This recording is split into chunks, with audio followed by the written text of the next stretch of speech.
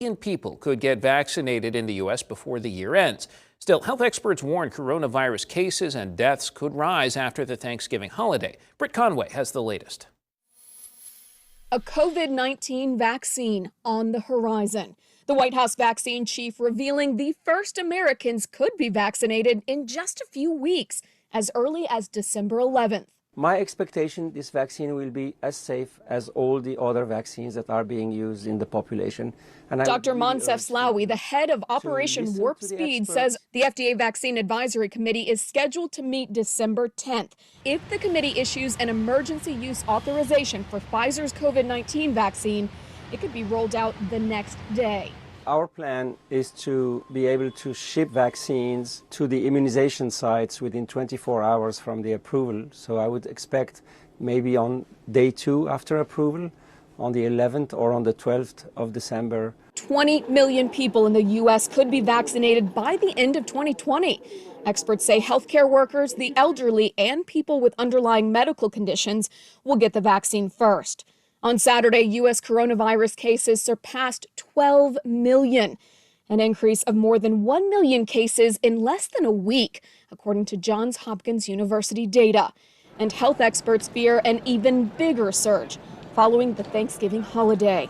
If even 1% of the 50 million people who are traveling for Thanksgiving transmit or catch this virus, we're looking at an extra 500,000 cases across the country. This is the year to stay home. I'm Britt Conway reporting.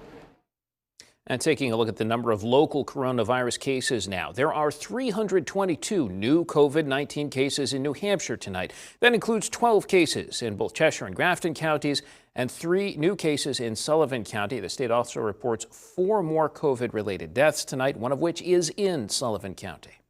Vermont reports 86 new cases today. Right now, 21 people remain in the hospital with the virus. And in northern New York, 4 new cases in Franklin County tonight. No new deaths to report there. Today, New York Governor Andrew Cuomo is reminding everyone to stay vigilant and continue to take COVID-19 precautions, especially as we get closer to the holidays here. He released a statement saying, in part, between now and January, there will be increased social interaction, and the consequence, I believe, will be an increase in the rate of cases. The only question of how much and how fast is up to you, writes Cuomo. During his press briefing, he did note that the North Country has the lowest infection rate in the state right now, with 1.3%. Way to go, North Country. Right now, there's a different kind of holiday rush before Thanksgiving. Higher demand for COVID tests as some plan for family gatherings, especially in the Granite State. New Hampshire is seeing an increase in daily COVID-19 cases, and lots of people are trying to get tested so they can be with family on Thanksgiving. Healthcare workers remind people, though, that getting a test now doesn't necessarily mean that you're safe to gather with people on Thursday. So there's 2 things there. One is that you may not be exhibiting symptoms at that time when you get tested, but maybe have been exposed. So there may not be enough virus in your system to have caused symptoms, or for us to be able to detect either through PCR testing or through antigen testing. Or, as you said, if you're not still isolating yourself or quarantining, then you're potentially going to get exposed. And between the time that you have that test performed and you actually meet up with your family on Thanksgiving Day, PCR test results could take a few days, so if you're looking to get a test for Thanksgiving, tomorrow or Tuesday are probably your last chances. Well, with 4 days to go to Thanksgiving, NBC5's Lauren Granada shows us how people are getting ready differently this year.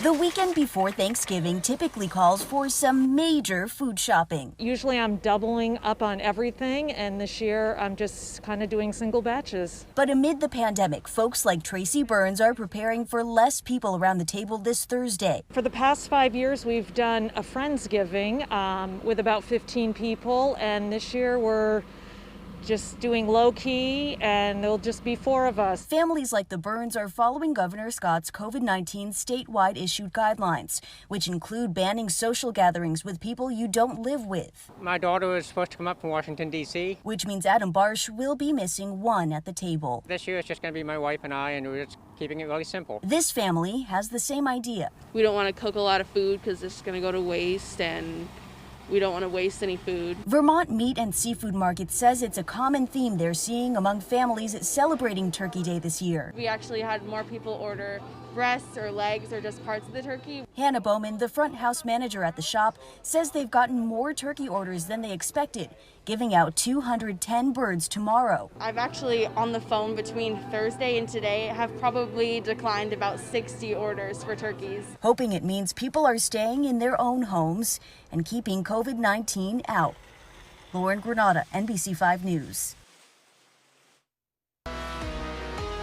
And turning to weather now, this is a live look out at Plattsburgh at the moment. If you look under the lights, it looks like something might be coming down there. NBC5 First Alert meteorologist Tyler Jankowski is in the Weather Center. I know it's coming, Tyler. Is it here? Well, we have some snow clearly in Plattsburgh, but other areas too, right along the international border. We're just doing a slight adjustment there. The brightness was up because of the snow, and we can see that here on Storm Tracker, certainly out towards Messina, right along the border through the Champlain Islands and over towards Newport. That's where most of the snow is.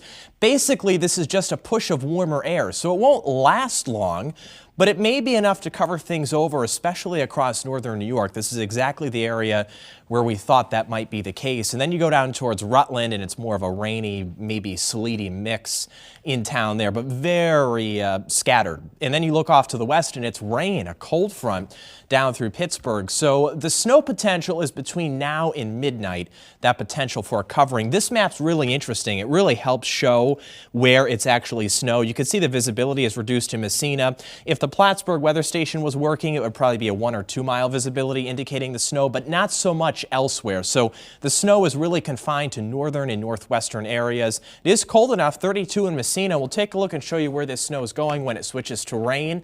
And also look at Thanksgiving in just a bit. Dave? Tyler, thanks. Right now, an investigation is underway after a man was found dead in his hotel room early this morning. Still ahead, we'll tell you what police know at this time.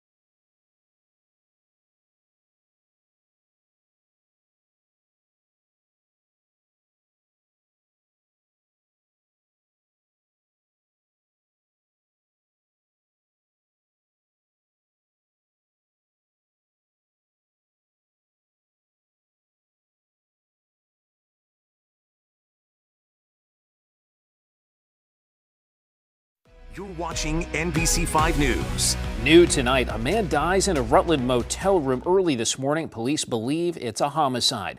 Officers were called to the Quality Inn Rutland around 3:40 this morning after reports of a disturbance in one of the rooms. Police arrived to find a man dead inside. Right now, they say it's just too early in the investigation to share any other details, really, so we don't know how he died, what the evidence was in the room, or who the victim is exactly. Investigators have been talking to most anyone who was around. We've had detectives, both Rutland City PD and Vermont State Police, interview quite a few number of people, and we're certainly looking for some more information, so if the public could call, that would be very helpful to our investigations. Again, that's Vermont State Police in Rutland and the Rutland City Police as well there. The investigation continues tonight. The victim's body will be brought to the Chief Medical Examiner's office in Burlington for an autopsy to determine the cause and manner of death and also identify the victim. Well, a fire investigation is underway after a building went up in flames in Saranac this afternoon. The call came in around 1:10 p.m. It's a home at 85 Brissett Road in Saranac. Multiple stations reported to that place. At this time, we just don't know if anybody was injured or what caused that fire. Still to come, avoiding family tensions this Thanksgiving. We've got some tips from experts about ways to try and keep the peace after what has been a polarizing and challenging year.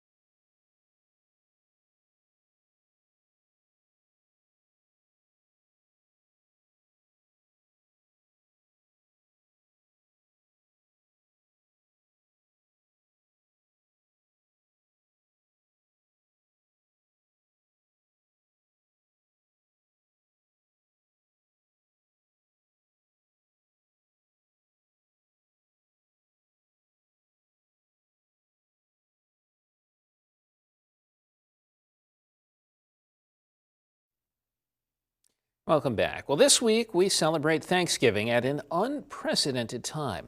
The country is reeling from a pandemic and divided after a polarizing election.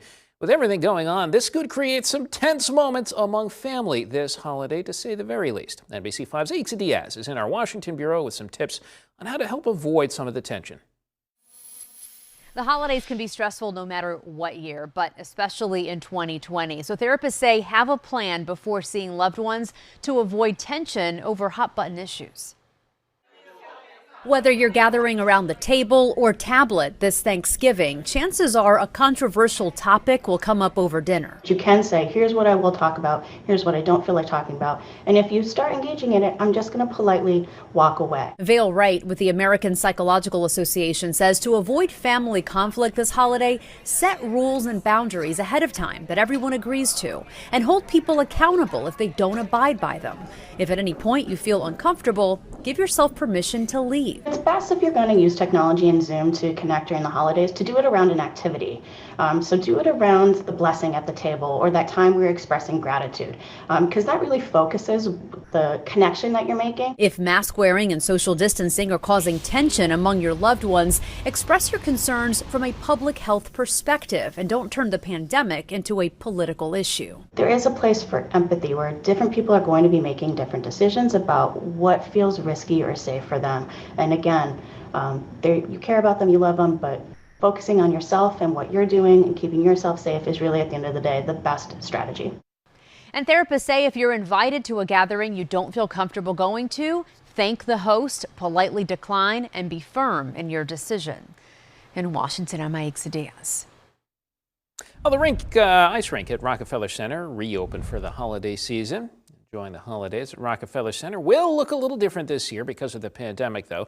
Capacity on the ice rink will be limited and social distancing will be encouraged. The annual Rockefeller Center Christmas tree lighting ceremony will be held December 2nd without spectators, but the event will be televised. Now, First Alert Weather with meteorologist Tyler Jankowski. Speaking of the Christmas season, it's going to look a lot wintry, a lot more wintry, I should say, around here tonight. Yeah, for some of us, it's snowing in Plattsburgh, as we saw, and across other parts of northern areas. And it's going to switch to rain, though, and wash away anything. So by tomorrow morning, it won't be very wintry. We'll show you. Never mind. Yeah, well, here's the snow on Storm Tracker right now. It's mostly right over the international border. It doesn't go that far south. This is just a push of warmer air squeezing out some of the snowflakes right now. So along Route 11 from Malone into Ellenburg and Champlain, and then you go over towards St. Albans, there's the lighter snow falling. It is enough to cover over especially cars and perhaps sidewalks or pavement, but a little bit on the warm side for too much of that. And then you see the pink color and the green once you go south of St. Lawrence County. So that's a sign of the warmer air working in. We already have some plain raindrops once you go to the south down towards Rutland. So it's only a matter of time before it's just too warm for snow. So that's just the front end. The main event and the backside of this thing is just plain rain that comes in during tomorrow morning. The visibility tracker, though, shows where the snow is. A lot of times it's hard to know what's actually going on, especially this hour, but we know it's not really doing much, certainly not snow in Montpelier or Burlington. But where you have the visibility near a mile, that's where there's some snow. So right along the border with Canada across northern New York, 32 in Messina. So just barely cold enough for some of it to stick, but then it's mid and upper 30s to the south. This is the parking lot at CVPH in Plattsburgh. You can see the cars covered over, even the pavement and the snow and the lights, but that is just for now. As you see going forward, that snow lifts north. The warmer air comes in, so there's not a whole lot going on at 11, some sprinkles here and there. There could be some slick spots too, but eventually the warm air wins out and it's rain for tomorrow morning, and that is how things will look as we go forward. But we really are looking at a warm-up once we get beyond Monday, because things are going to be in the 40s and 50s eventually, especially once we get into Tuesday. And really beyond that, Tuesday is the cold day, the only one in the forecast. So the snow potential going into tomorrow morning, not a whole lot, but we will see some of the coverings there. And then I think tomorrow night, we actually have some mountain snow at like Stowe and Jay Peak. So that'll be pretty nice. Tuesday, the cold day at 30 as we've been advertising, and then 50 is the call for Thanksgiving. But before we get there, we will have wind chills in the teens, maybe even single digits on Tuesday. So just like last week where we had that one cold day, that is the deal for Tuesday as well. But tomorrow it will be plain rain in the morning with highs up into the 40s, 48 in Burlington. Across the Tri-Lakes, low 40s as well, 45 in Elizabethtown, even a couple of spots close to 50 with some afternoon clearing after the morning rain tomorrow. Even though it's cold Tuesday, we have sunshine. I think most of Wednesday's dry. There could be a flurry in the morning or a rain shower in the evening, but the showers are mostly Wednesday night and early on Thanksgiving, will dry out for later Thursday, but there's not a lot of sun in that Thursday-Friday stretch. Next weekend probably has some showers too, but we're still way into the 40s.